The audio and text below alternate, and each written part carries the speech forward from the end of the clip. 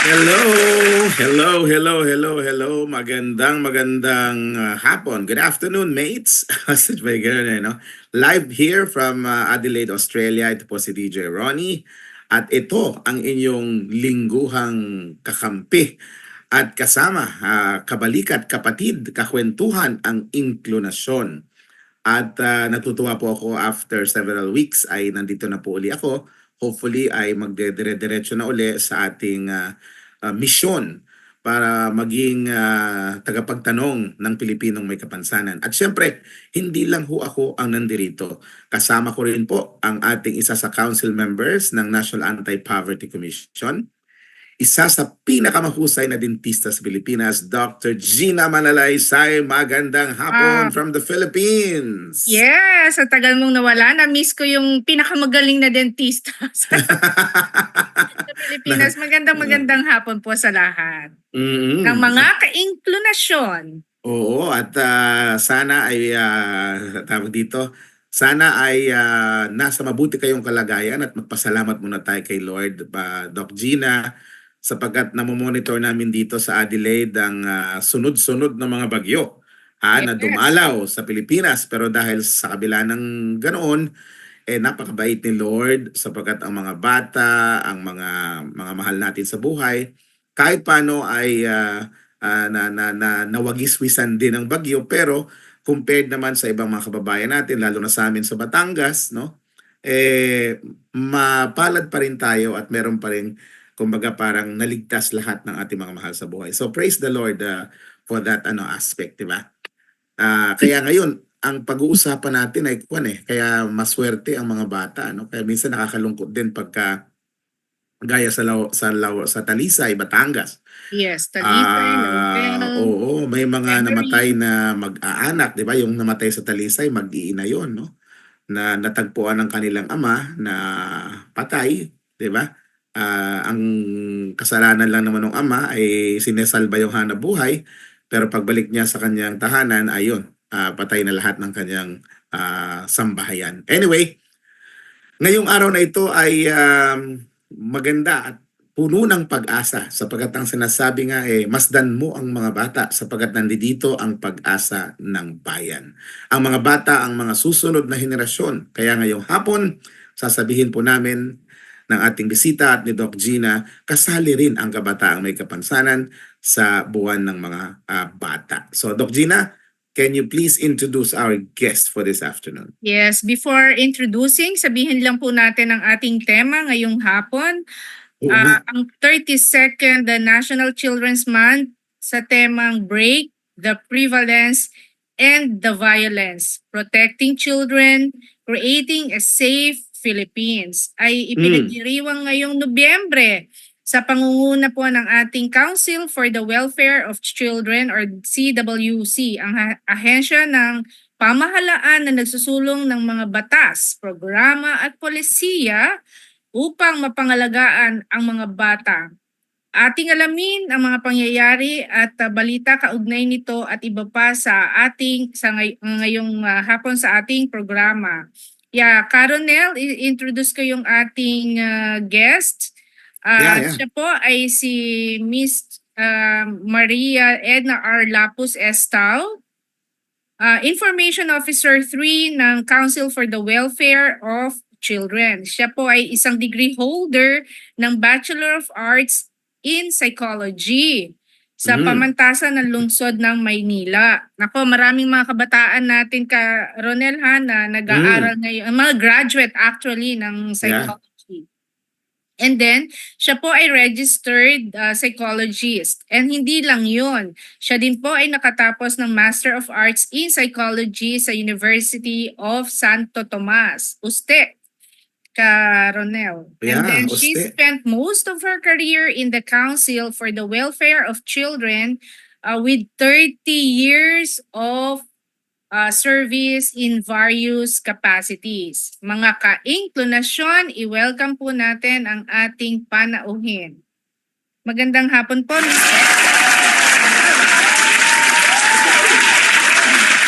Hello, Miss Edna.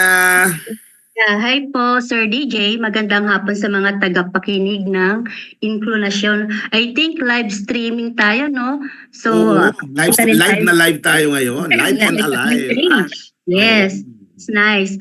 Okay. Bago ang lahat, from the Council for the Welfare of Children, isang makabatang araw po sa ating lahat. Yun. So, allowed tayo ngayong maging isip bata, hindi naman.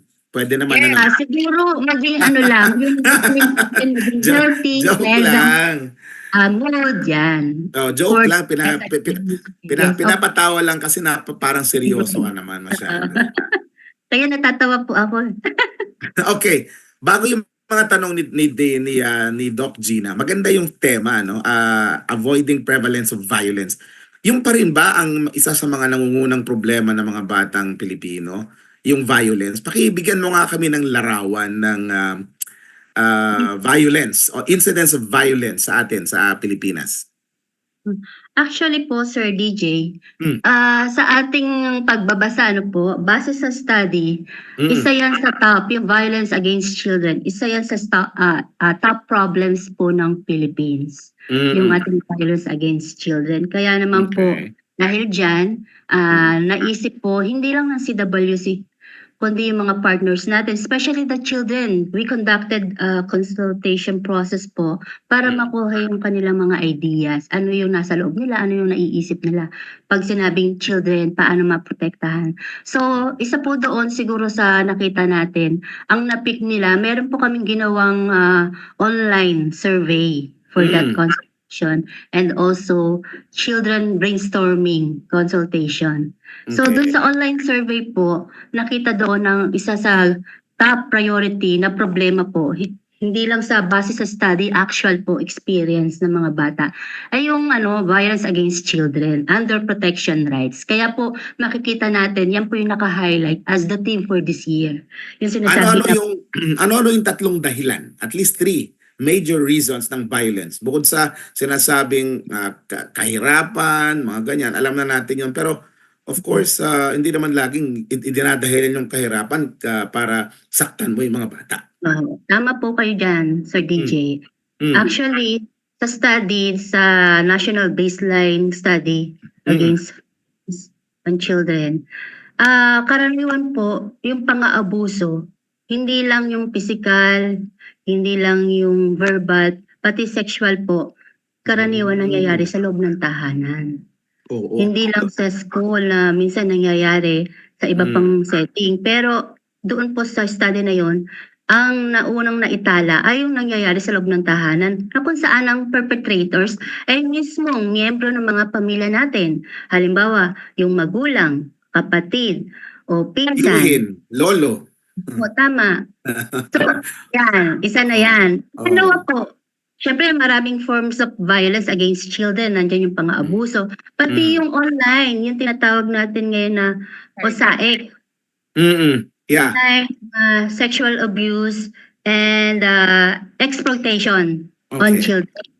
Pati si SAEM, yung child sexual abuse and exploitation materials, di ba? Right, right. Yan. Oo. So, kumbaga kitang-kita natin na talagang violence against children ang nakikita. Hindi lang katulad ng nasabi ko na hindi lamang doon sa study, pati yung actual Yeah. consultation, mismo sa mga bata po nanggaling. Nasabi nyo, aside from the poverty, So, maraming urat, pati even yung served cases po from our national partner agencies, lumalabas na mataas po talaga yung violence against children. Like Siguro ma'am, ang isang hubad na katotohanan ay nasa listahan pa rin ng top 5 ang Pilipinas sa isa sa tinitingnan ng mga pedophiles ng mayayamang bansa para makakuha sila ng yung mga predators na yan, para makakuha ng kanilang biktima. Dito pa rin isa ang Pilipinas doon. Ano kung ginagawa ng inyong konseho para mabawasan itong ganitong larawan natin sa mundo?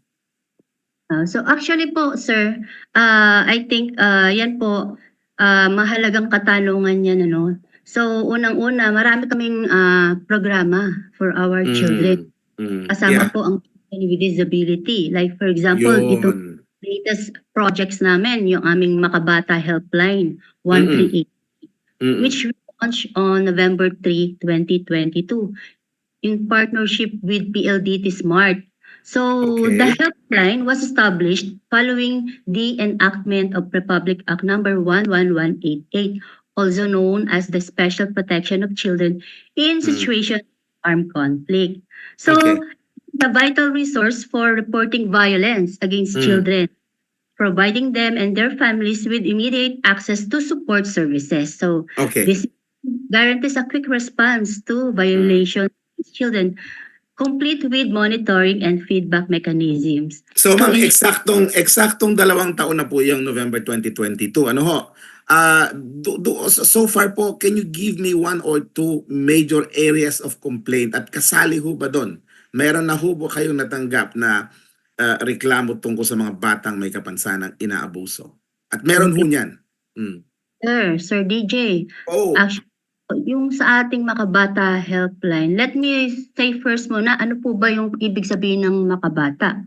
sige po. Mahalin at kalingain ang mga bata. Yan po yan. So Mm. dito po pwedeng mag-report ng may pang-aabuso like yung physical, verbal, Right, emotional, right. exploitation, neglect, pati neglect po, discrimination, and Mm. of course yung other violations under situations of armed conflict. So may Mm-mm. iba't channels po para, ano ba yung channels na ginagawa po namin para magawa ito? Mm. Meron po tayong sinasabi natin na smart and globe numbers, merong email, may social media platforms, and then merong click to call function sa CWC website po, at saka sa Mm. eGov Super App. So actually po, itong first quarter of 2024, yung Makabata 1383 helpline experience 623.81% increase in call volume compared to the same quarter of 2023, which receiving a total of 63 reports from children, parents, and their family members and other concerned individuals. So ito pong January to March 2024, nakareceive po ang Makabata Helpline 1383 a total of 456 reports. So sourced from various channels. So With all dito due respect, with all due respect, ma'am, ano po, gusto ko yan yes, tinutungo ng inyong report, no? But let me just tell you also that during the time of Bantay Bata 2366, opo. ang average call nila na tinatanggap ay nasa 2,000 tawag. Yes. Ang gusto ko pong sabihin, mukhang may problema tayo. Kasi Actually, oho. kasi Patro, ma'am, let me finish ano po. Isa sa sakit natin sa gobyerno, natin, sinasama ko sa sarili ko. I'm a CESO eligible, ma'am. Sinasama ko yung sarili ko. Isa sa napakalaking kamalian natin sa gobyerno, yung ang tagal nating sumagot. Hindi tayo sumasagot. Example po ako. Ilang beses ako nag-apply ng trabaho sa DSWD. Panahon ni Aquino, panahon ni Duterte, panahon ni Marcos, ni Haniho walang sagot. Tapos pag tinatanong mo, ay sumulat ka ba? Mukhang yun po ang isang problemang dapat tingnan natin. At alam ko yung council, hindi kayo ganon masyado. No? Kasi naka-record kayo ng 400 plus na calls. Now, how many of those 400 calls were resolved, ma'am? ito po. Actually, sir, to continue, sir, before that, ito yung gusto ko, kumbaga, alam ko, interesado on your part na marinig. Opo, opo. Pero ano siya rin, medyo, I don't know kung masisiyahan kayo. Doon sa Masisiyahan nasabi ko po. kaninang number, Opo, idagdag opo, ko opo. na. Doon sa cases na ni-report, ay yung Opo. children with disability. So, Very good. Thank you, ma'am. is out of those total number of reports that we receive, ano po, Opo. yung po siya, children with disability about intellectual disability. Medyo conscious ako sa pagbibitaw ko ng words. Tama po yun, ma'am. Thank you very much po. Tama po yun. Go ahead, ma'am. Since po, recently lang naman nag-start ang Makabata Helpline and we are trying our best. Very best, opo. Accommodate po at makarespond given we have only limited budget. Kasi Yeah, we are pushing for the EOPOP na ma-institutionalize ang Makabata Helpline program. Right, right. At Yeah. ma'am, I'm with you on that aspect na kokonti ang resources ng gobyerno. I'm with you on that aspect na limitadong tao natin. But we are the government. This is our obligation. This is our mandate. Kaya tayo pa nisusweldo ng tao because of this mandate. Although, maganda rin ipinapaalam natin sa ating mga kababayan ang limitasyon ng ating konseho. Hindi naman ang council, hindi naman siya yung gobyerno eh. Sangay tayo. At ginagawa natin sa konseho yung dapat nating magawa base sa ating kakayahan. At nakakatuwa po, meron kayong datos na tama po yan eh. Deaf at saka intellectual disabilities ang mga vulnerable po sa ganitong mga abuso at violence ng mga kamag-anak mismo at ng kanilang komunidad. So ma'am, we congratulate you for that makabata at siguro po sabi ko nga kanina, kung meron po tayong mga ganong action taken, ang sarap pong ibalita para naman ma-encourage ang ating mga kababayan na tayo sa gobyerno, gumagawa naman tayo. Kaya lang, limitado ngayon ang ating kamay dahil sa mga ganong mga pangyayari. So, Another madam, sige po, please. Opo. Jay, yung Mm. sa tanong para makorespond. Opo. Nabanggit po namin we have a total of 456 reports that we received.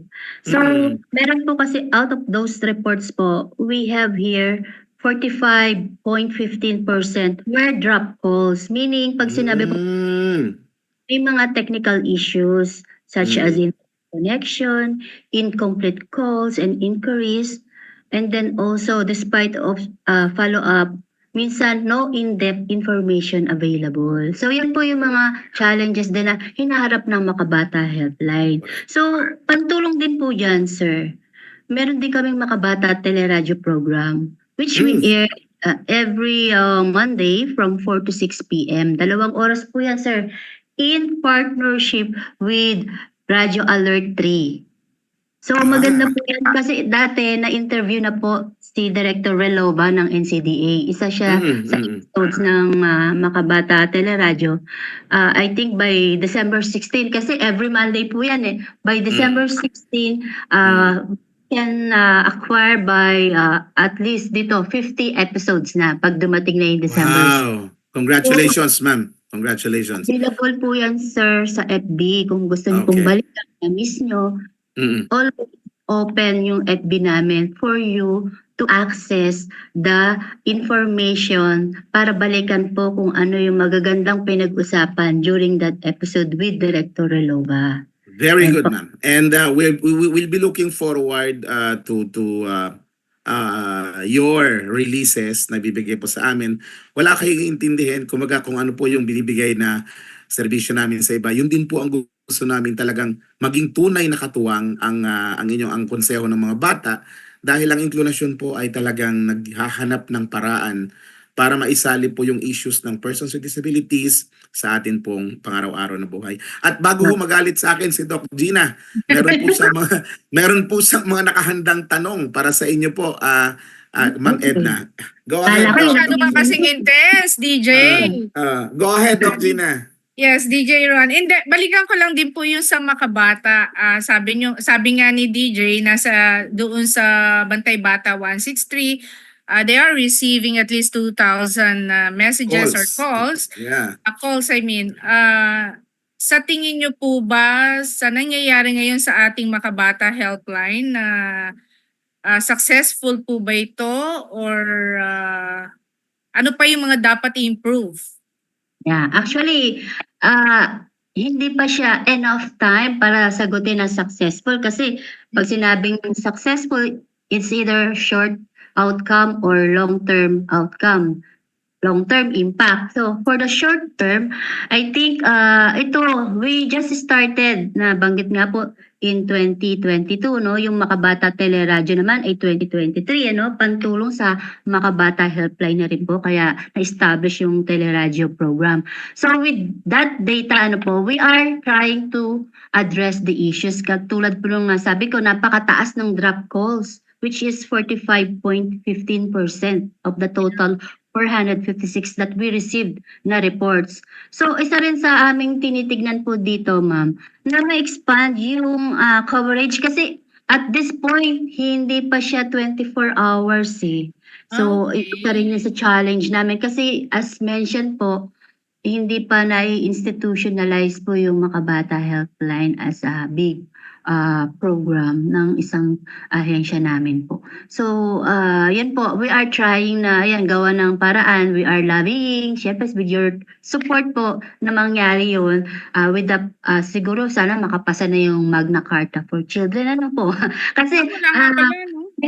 oo. Pilot regions lang po namin ito, ino-open yung ating Makabata Helpline na sa Luzon part. So, kung halimbawang magkaroon po siya ng enough na that time na ma-institutionalize, ma-expand hanggang dun sa Visayas part. So, yan po yung nakayanan pa lang ng CWC kaya nagko-continue po kami mag-lobby sa mga partners na yun. Kasi given that challenges, siguro list na lang yung resources. Kaya lang, teleradyo talaga siya eh. At Makabata Helpline may mga platforms eh. So, kailangan talaga ng mga support. Pero siguro, mamaya po, mapapalalim natin ang discussion dahil meron din kaming ibang mga projects. We have yung subcommittee on children with disabilities. Under po siya ng CNSP, Children in Need of Special Protection na structure ng CWC. Kung saan member din po kayong mga ahensya natin, yung NCDA, ibang NGOs. So yan po, pinag-uusapan kung ano po ang dapat gawin para i-address yung mga issues and problems po ng ating children with disability. Kasama po dyan yung database na nabanggit ko na po Yeah. earlier. Yes, DJ, siguro to follow lang doon sa sinabi Go niyo, ahead. Mm-mm. ma'am, Miss Edna. I just forgot, di ba, we have also council members ng NAPSI na mga children.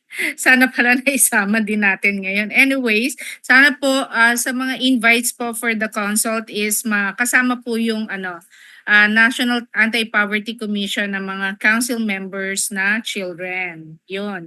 And then isa na lang DJ muna for Please, this go ahead. round. Mm-mm. Yung tungkol naman po ito sa mga batas para sa mga batang may kapansanan. Ano po ba yung ating ginagawang programa para po ito ay maipaabot sa ating mga mamamayan?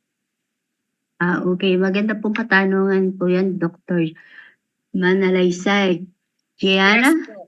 Dr. Opo. Gina na lang po. Doc G. Isa na. Okay, Doc G. So, for the legislative measures po on mental health and psychosocial services for children, part po ng CWC is 19th sa Congress po, Legislative Agenda for Children is to lobby for legislation that seeks to strengthen the promotion and delivery of mental health and psychosocial services for children. So there are 3 clusters of bills on child mental health and psychosocial well-being that are currently filed in Congress. So, ang una po dyan, yung bill which seek to increase awareness by declaring a week in August as National Mental Health Week.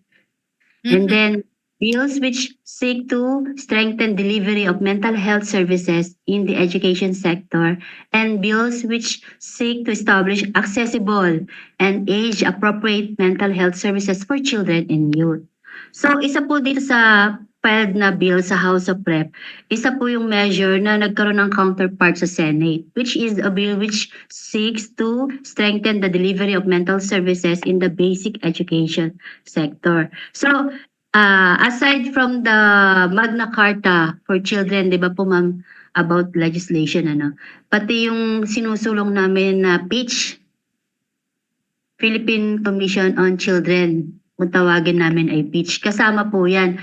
Dahil po ma'am, yung advocacy in terms of policy namin, meron kaming mga strategic planning for children with disabilities. So may plan siya. And then actually hindi lang sa policy yung mga projects natin, even sa advocacy, meron tayong collaboration on project Cherish. Familiar po kayo dun sa project Cherish? Ito po yung Yes po, yes, go ahead po. partnership with the Department of Social Welfare and Development or Yes. and other stakeholders. So ito programa na ito, nakafocus siya on data management, kaya problema natin yan eh, and referral network. So to enhance the Philippine registry for persons with disabilities for more accurate identification and service delivery. Siyempre, kasama po dyan yung children with disabilities.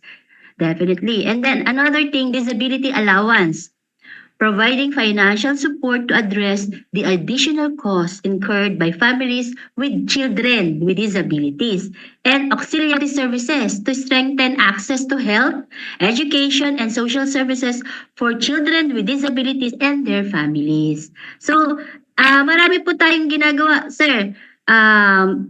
Bukod doon, nabanggit ko kanina yung policy advocacy like inclusive education, para ito ay in partnership with DepEd, Inclusive Education Policy. Kasi meron po silang child protection policy sa Yeah, DepEd. that's Mm. 11650 po.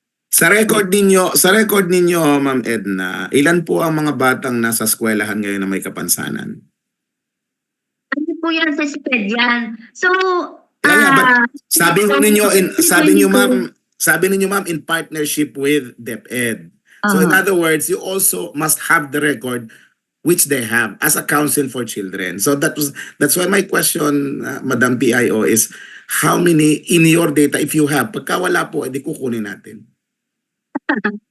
Actually, sir, sa Quick Facts namin, merong ang total population po natin ngayon is 1.6 rather 115.6 million total. Out of that 115.6 million na total population, meron tayong kabataan na 1.6 million or 4.3% na mga bata. So nabanggit ko nga yung sinabi ko kanina, 'di ba, na itong mga populasyon na to kailangan by type of disability. Yun yung hindi pa available, isang problem yun. Yung pangalawa, okay. yung sa SPED, sa SPED po kasi nanggagaling sa DepEd. So regional yung pag-gather ng data. Kaya siguro sa Quick Facts kasi namin hindi nakalagay. To be honest, yan po yung dapat i-improve, yung data on children with disabilities kasama yung sa education. So, kaya dyan po nakalagay, isa yan sa project kasi yan nga po yung limitation natin. Yeah. Thank you very much, Miss Edna, for being candid. And kumbaga, siyempre, sabi ko nga, tayo sa gobyerno, ang dami natin gustong gawin, di ba?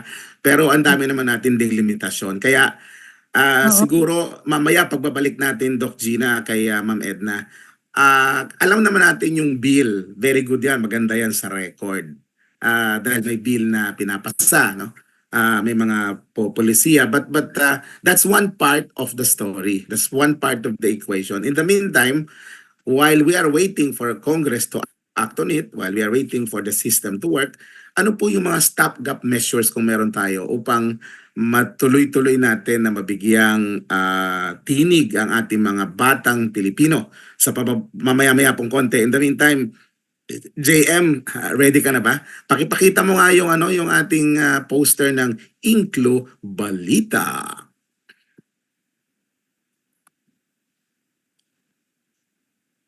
Okay, so ayun na ba yung screen, Doc Gina? Yes, DJ, it's on. Okay. Go ahead. Para sa kapakanan din po ni Ma'am Edna, ako po ang inyo pong lingkod na madaldal ay isang totally blind. So, masaya po ang ating kwentuhan. So, anyway, ang akin pong Inklo Balita, ang gusto ko ibalita kay Miss Edna, kay Doc Gina at sa ating mga kanasyon, nagkaroon po ng isang konsultasyon ang Department of Transportation sa kanilang proyektong North Integrated Transport System noong Lunes.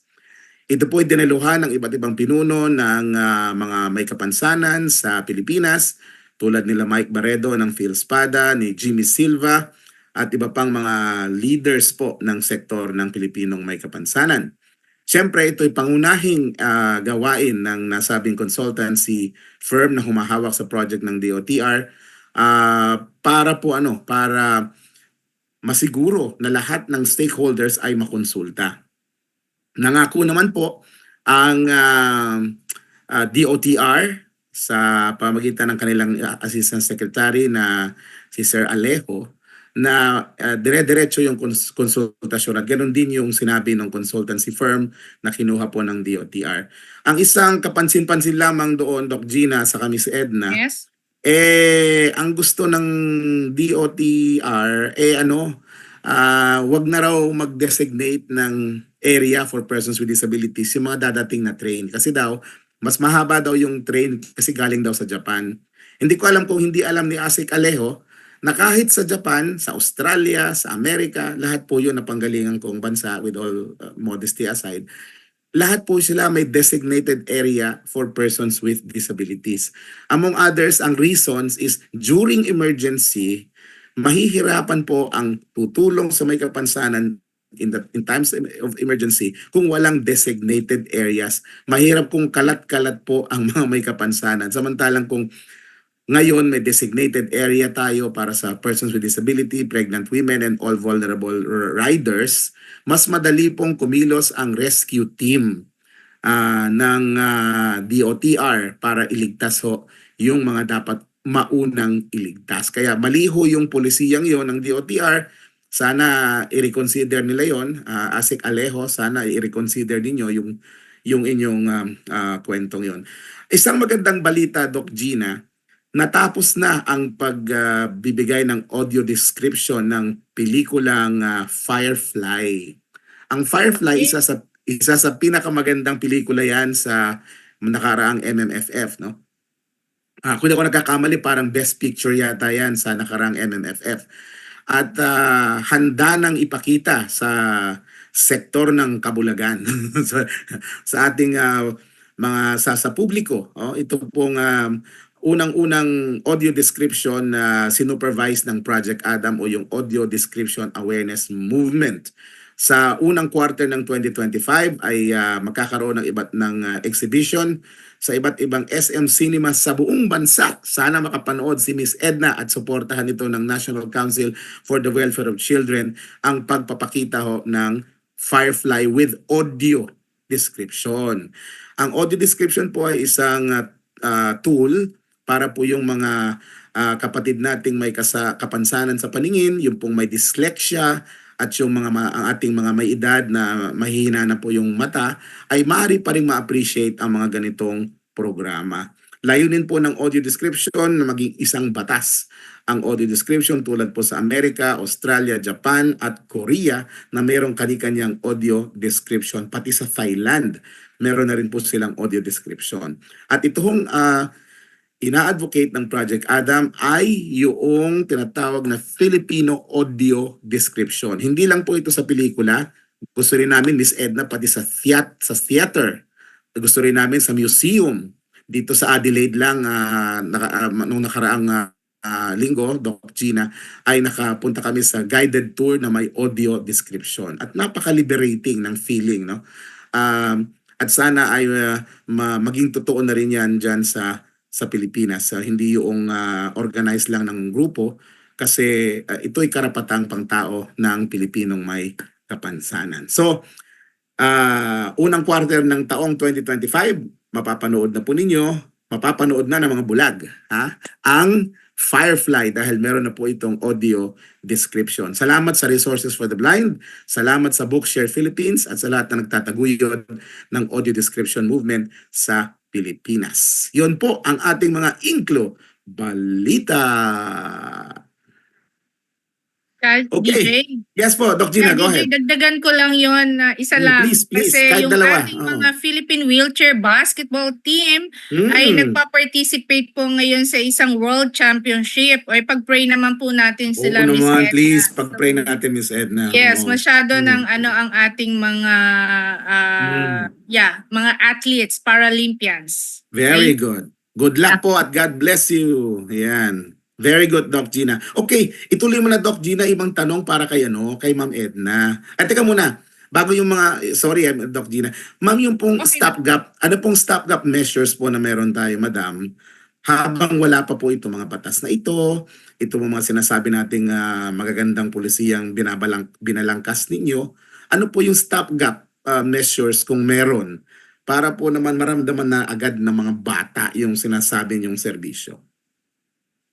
Okay po. Actually, sir, ang isa dito na stopgap na nais niyo malaman, meron pong subcommittee on children with disability ang Council for the Welfare of Children. This is a specialized body under the CWC Committee on Children in Need of Special Protection po. Established to formulate, coordinate, advocate, and monitor and evaluate policies, plans, programs, and activities to enable and empower children with disabilities to enjoy an inclusive, barrier-free, and rights-based society. Kaya nga po, sir, isa sa mga partners natin, nabanggit ko nga kanina sa DepEd, we are trying na ma-improve yung database system kasi actually dun sa quick facts ng CWC, sa accessible sa website po, very minimal po yung data. Like, meron lang pong, sorry may biglang nag-ring tag ka. Ano ko lang, wait. Okay. Yan naman,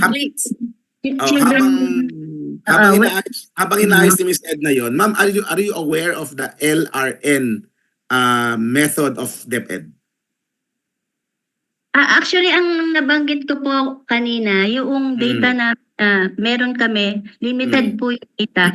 Halimbawa, we have only yung daycare children with disabilities served. So, doon po mayroon kayong makikita data na, halimbawa, yung 4 years old age group has the most enrollees with disabilities. Nabanggit ko kanina, very limited po. Halimbawa, yung 3 years old, ang number lang niya ng na na-enrolled dito na children with disabilities ay 2,697. So, pagka 4 years old naman po, 9,785. So, iba-iba, makikita niyo po doon sa quick facts namin na talagang ang isa sa main reasons for not attending school ay yung pong merong disability po, yung ating mga kabataan. Apo. Kaya Okay. po, diyan po, yes. Yeah, para po matuloy na yung tanong ni mga questions pa ni Doc Gina, yung pong LRN is Learners Reference Number. Yan po ay nasa website ng DepEd, yan po ay can be accessed by anybody.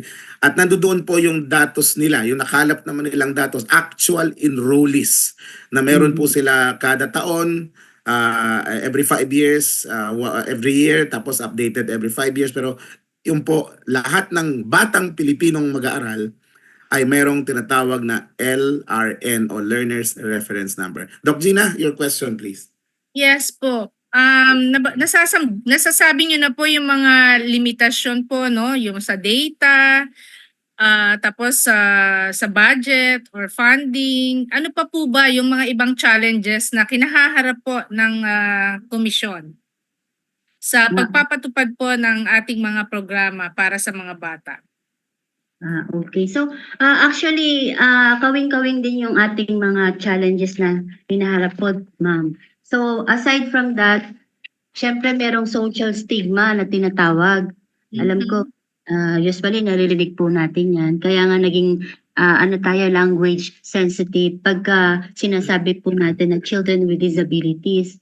Since yung social stigma, like meron siyang cultural biases, restrict full participation of children with disabilities in communities. Kaya po nais nating strengthen yung participation po ng mga communities para tulungan yung children with disabilities po. And then also yung iba pang ating challenges, like na nabanggit ko kanina, yung Cherish Project. And then isa sa nais nating gawin is to intensify community sensitization campaigns to combat stigma. So, ayan po yung karagdagan, ma'am, na nakikita nating challenge. Aside sa data gaps, resource constraints, what else, yung ating nakikita na mga participation ng children with disabilities. Kaya po, ang CWC po, lagi po namin na-engage yung ating NGOs na isama nila yung kanilang mga kabataan with disabilities na ma-involve sa consultation workshop. Like Norphil yan, nag-letter kami para mapabilang po yung mga bata na may kapansanan na makihalubilo po sa ating special event on the observance of National Children's Month. Okay, nabanggit niyo po yon, Doc, Ma'am Edna. Ano po ang mga programang inilaan at inilalaan ng inyong council para sa buwang ito? Para sa buwang ito, yung mga activities po ba, sir, ang tinutukoy ninyo? Yes po, madam. Opo. The first one, siguro let me share na rin po, sir, yung mga nagawa na pong activities po na kumbaga ay nauna na po. Since ang start po ng Children's Month ay start pa lang ng day ng November. But then, in terms of preparation, we conducted also yung pong press conference on October 18.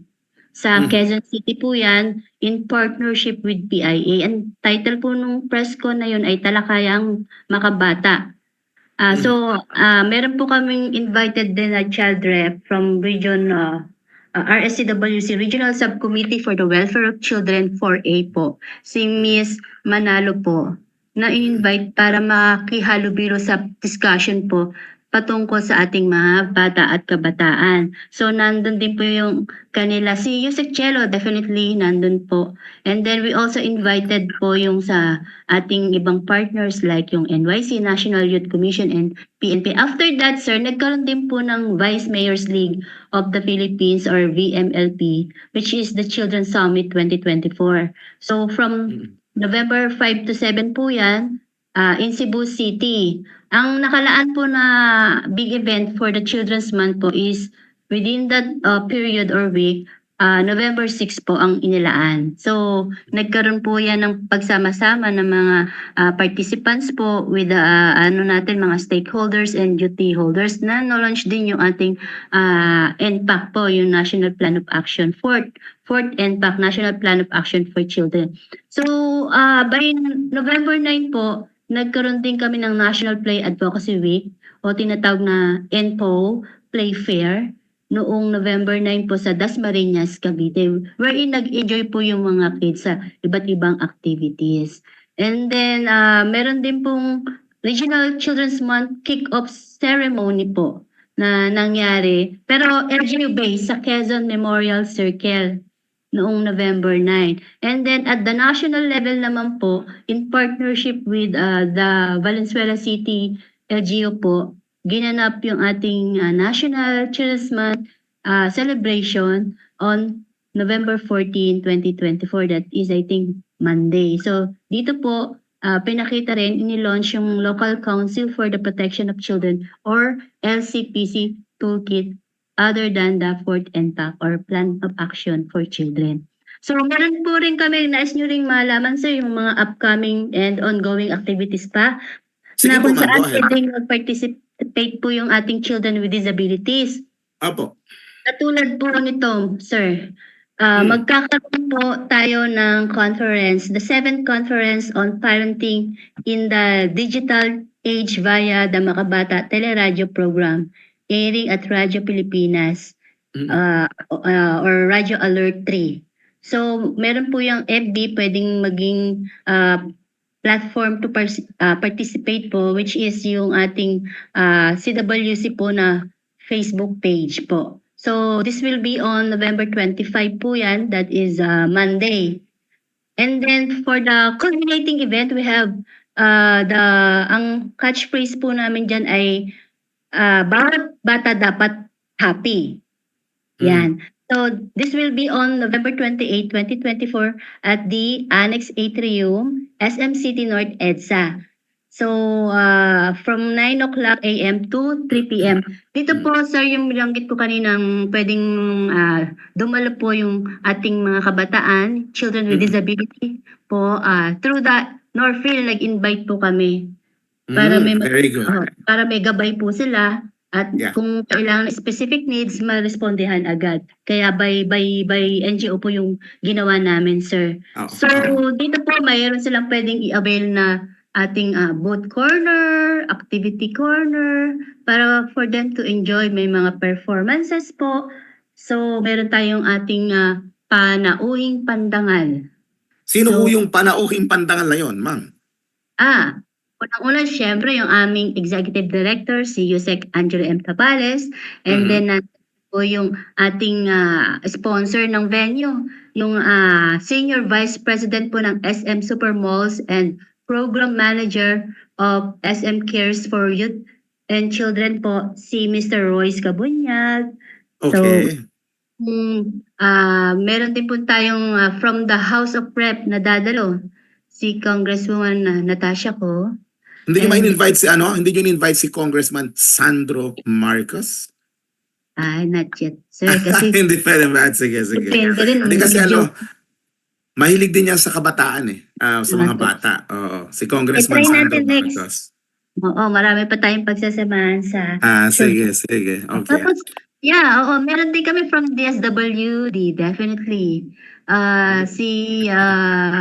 Si attorney po yun, designated po ni Secretary Rex Gatchalian. But definitely merong video message si Secretary Rex Gatchalian. And then si Yusek Joseph Ortega, yung pong chairperson and CEO ng National Youth Commission. Mm. Right. Kasi Eddie. sa ating special Thank- guest. And Yeah, Doc definitely, Gina. Yeah, Si thank you Doc Gina po. Miss Edna, DJ. Ah. Meron lang akong i-expound ng konti. Yung sinasabi ni Miss Edna po kanina na tungkol dun sa Cherish Project for Children with Disabilities. Ito ay magko-commence ngayong January. Mag-start na siya sa 3 lang na pilot municipality, 2 municipality and 1 city, which is sa San Jose Antique, Puerto Princesa, Palawan, and Santa Cruz, Davao del Norte. Ito ay hihikayatin din ng DSWD na maging into localization. So, i-adopt yung tinatawag natin na disability support allowance at sana ma-enhance pa talaga yung pangangailangan sa auxiliary services. Yun lang po. Yes, Okay. DJ. Very good. Now, since konti na lang po oras natin, Doc, Miss Edna, unang-una talagang we're very happy na talagang feel na naman talaga namin na ang inyong konseho ay nasa patunguhin na isali lahat. Ano po? So, bilang PIO po na kumbaga 30 years at hindi biro yan ha, sabi ko nga congratulations sa inyo. Ano po sa tingin ninyo ang estado ngayon? Nasaan na po ang mga batang Pilipino sa aspeto ng serbisyong nakukuha nila sa kanilang gobyerno? Okay, so definitely po, kung meron tayong 115.6 million total population in 2022 and 1.6 million yung population ng children with disabilities or 4.3% out of that 115.6 million na population total. So I think kailangan pa nating doblehin yung pagsisikap natin, gaya ng nakinig ako sa inyo maigi po sa una palang introduction na Salamat po. harap po ng ating mga kabataan na may kapansanan, po. So, malaking hamon talaga kasi unang-una yung data. Although we are trying, but definitely, hopefully, yung database natin, yung makita natin na responsive sa pangangailangan nila. Kasi madaling makita yung generic population, total population. Pero yung ito bang Disaggregated. magiging responsive para ma-solve yung specific talaga na needs ng ating mga kabataan na may kapansanan. So, siguro sa ika-32 taon na pagdiriwang natin ng Children's Month, patuloy po tayo sa pagbibigay halaga sa ating mga bata at kabataan bilang bahagi sa pagpapabuti at pagpapaunlad ng ating bayan upang patuloy nating pagsikapan na labanan at solusyonan ang mga suliranin na balakid sa mga bata at kabataan patungo sa kanilang paglago at pag-unlad upang maging produktibong mamamayan ng ating bansa. So talagang ako, very transparent naman ako talaga. Kahit na from the government. Siyempre, Pareho expose ako, tayong taga-gobyerno, ma'am. expose ako sa consultation with different partners, hindi lamang sa national, pati sa sub-national. Invite po natin sila, tapos may mga feedback reports tayong natatanggap. Talagang kailangan nating doblehin. Pagdating po sa ating children with disabilities, doblehin talaga. Kasi dito sa ating general population ng ating children, I think naman kahit papaano, na tayo, more than 50%, although maraming challenges, lalo na yung violation against children, di ba? Yung violence against children. So, pagdating sa kapansanan, ako nakikita ko agad yung bigger picture agad-agad doblehin talaga. Kasi marami pa tayong dapat gawin. Lalo na ma'am yung di ba? Ang dami pang korte sa Pilipinas Oo. na hindi marunong mag-handle ng kaso pag ang involved ay children or person with disability. So siguro isa rin sana sa advocacy nyo yon dahil marami pong mga bata, lalo na po yung mga deaf natin at saka yung ating with intellectual disability, na bata pa lang po ay nasasubject na sa abuso ng kanilang mga kamag-anak. So, para ho ma-encourage na magreklamo, ako po may tinulungan sa Batangas, dalawang pamilya ng deaf na ni-rape po yung deaf na babae. Kaya lang siyempre mapakiusapan, maareglo, ganyan. Kasi nga pupunta ka sa korte hindi alam ng korte paano tatanungin yung deaf. Wala namang sign language interpreter. So yung mga ganun po bang katotohanan na ay bet po mga bakakalad ka rin ko yung anak ko sa ganyan, ay di mag-areglohin na lang. Parang malungkot po yung ganung kalagayan. So salamat po naman dahil kayo sa konseho ay kahit paano ay merong kaalaman sa ganong mga suliranin. Doc Gina? Yes, gusto ko lang shout out kay Ray Delia Lotilia Gasparillo na nanonood kasalukuyan ngayon. Mm. At yeah, Ako rin, gusto ko rin makita ibang bumati. viewers. Oo, gusto ko rin bumati kay Council Member Darlito, ano yung sa Davao? Palermo. Palagi niya na akong itinatag sa Facebook, saka si Johnny Medrano, at saka si Nelson Adante. Ayan, magandang hapon. Salamat po sa inyo na kahit nandito tayo sa malayo ay hindi nyo kami kinakalimutan. Yung PWD group sa Facebook, yung grupo ni Congresswoman Bing Guanzon, panay ho ang bati sa akin. Maraming salamat po sa inyo. Mahal ko din po kayong lahat. Ikaw, Miss Edna, baka may gusto kang i-shout out sa mga partners Sige nyo ngayong buwan. Go ahead. Do your shout out now. Oo, please. Oo.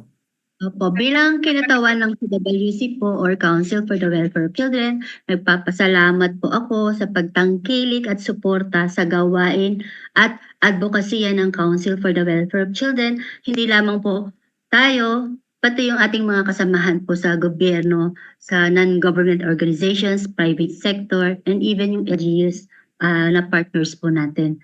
So from that po, siguro upang paigtingin ang pagtataguyod sa proteksyon at karapatan ng mga bata at pagsisikap in creating a child-friendly Philippines, a caring and protective society for, by, and with the children. Kaya talagang hina-highlight po kanina ni Doktora Jane na yung child participation napakahalaga. Kasi dun madalas ma-involve yung ating iba't ibang grupo ng kabataan at bata na vulnerable talaga yung kalagayan. So, we from CWC encourage everyone to remember makabata, mahalin at kalingain ang mga bata. We also encourage everybody to report any form of violence and abuse to our children. Call the Okay. Makabata Helpline 1383. Paki-post mo yung number mo, ma'am, at sa pagbabalik natin sa iyo, konti na lang, ma'am. Sa pagbabalik natin sa iyo, may tanong si Arthur Letim, pakitingin mo, Doc Gina. Pero JM, can you play our ads for the meantime na tinitingnan ni Doc Gina yung mga tanong galing sa audience? Go ahead, JM.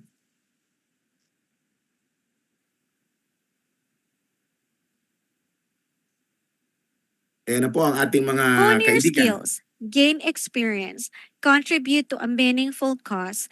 Incarnation is accepting interns and OJTs for our Facebook Live program dedicated to promoting the rights of persons with disability. Apply now and let's make a positive impact together. Send your application to incarnation@gmail.com.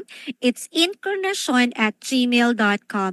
INKLUNASYON@gmail.com and address it to Incarnation Core Group through our technical assistant, Joanna Marie David.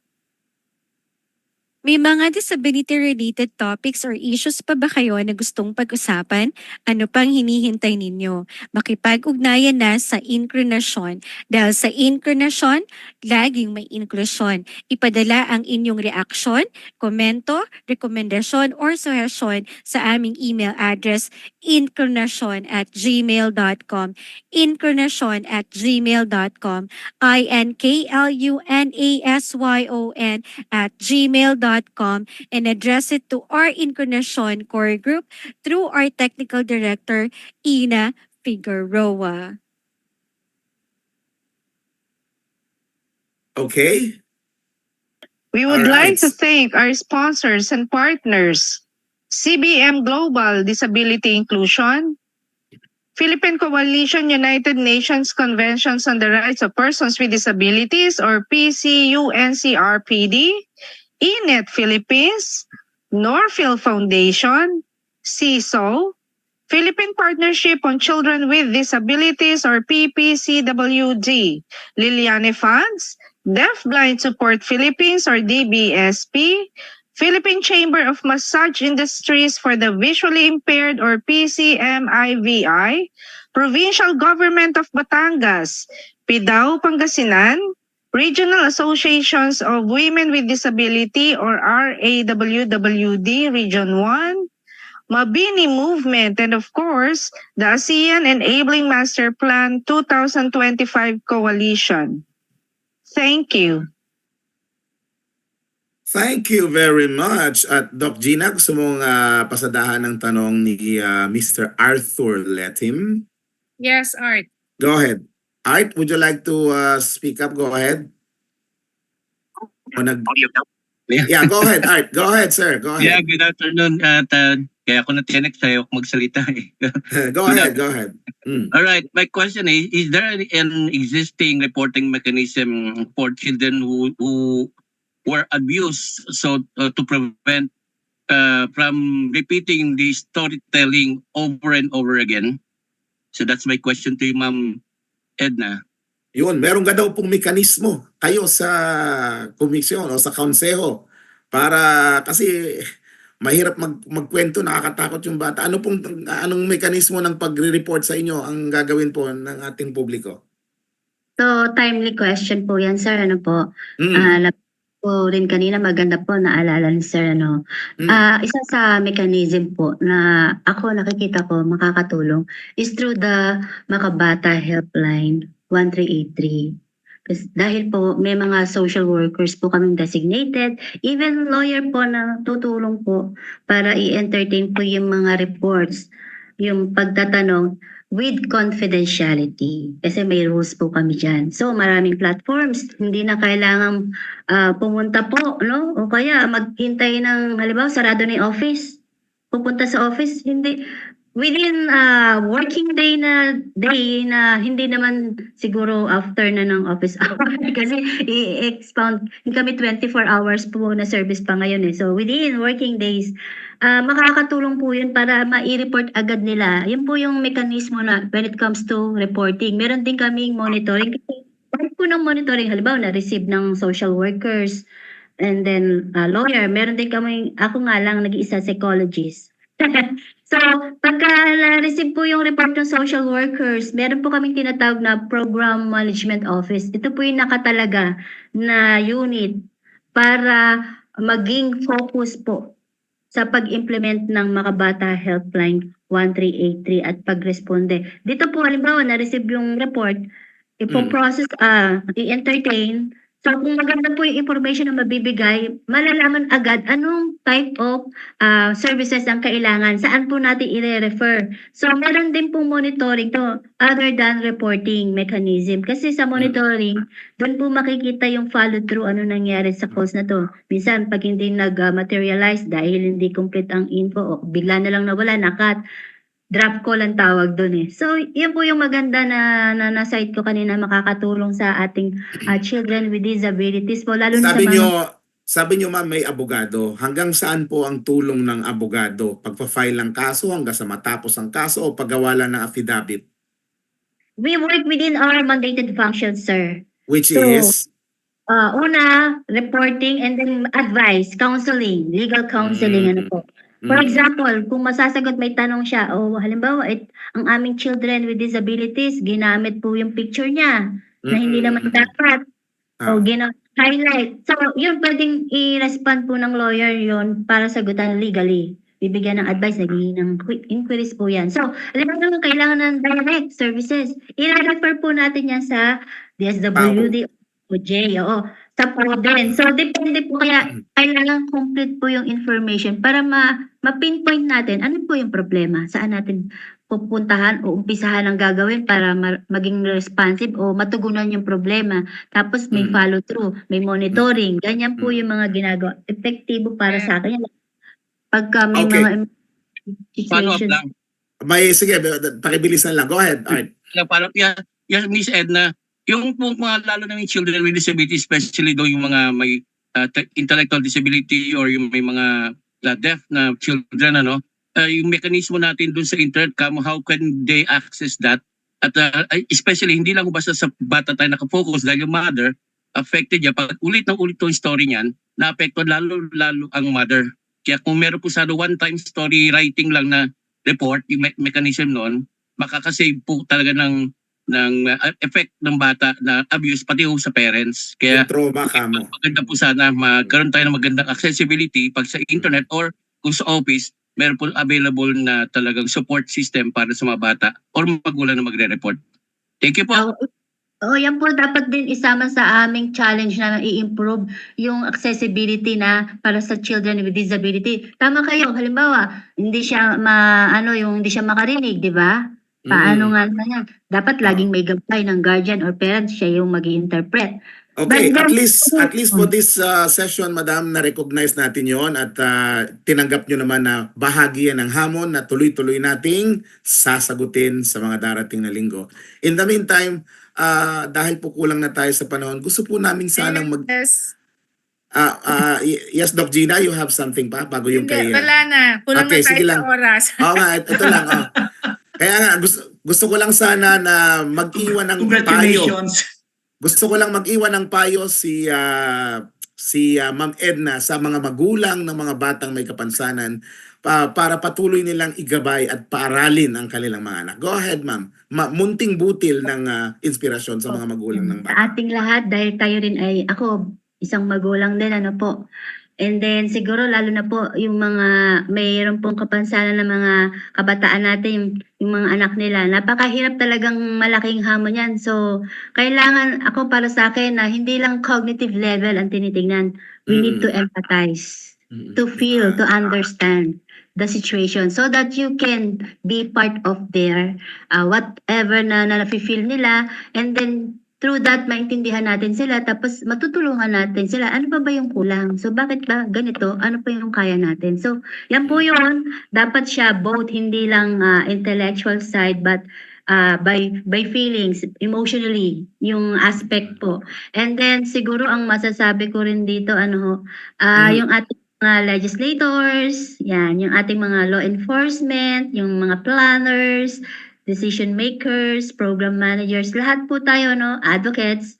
So, lalo na tayo po, kami sa Council for the Welfare of Children, nagpupursige kami na makatulong po sa mga may kapansanan ng ating mga kabataan at bata.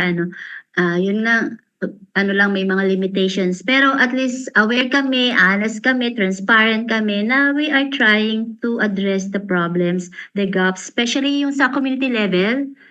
Tama po. Tama, ma'am. Okay. Strengthening po yung ating Okay. service for the community, lalo Yeah. na yung mga youth. Kasi sila yung primary unit sa government Okay. to Miss address the Edna, problem. maraming Yes. salamat po sa inyong oras. Ramdam po namin ang inyong sinseridad sa pagsagot ng aming mga tanong. At sir. kami po ay nagpapasalamat sa inyong panahon ngayong hapon at sa buong konseho ng mga bata. Congratulations sa inyong selebrasyon ngayon at paggunita at paggawa pa ng mas maraming hakbang para sa kaunlaran ng mga bata. At siyempre po, dito sa Inklusyon, naniniwala kami na talagang napakahalaga ng mga bata sapagkat sila ang binhi ng kinabukasan. So sa ngalan po ng buong Inklusyon, ito po si DJ Ronnie kasama si Doc Gina na nagsasabing, don't forget to count your blessings, don't forget to smile.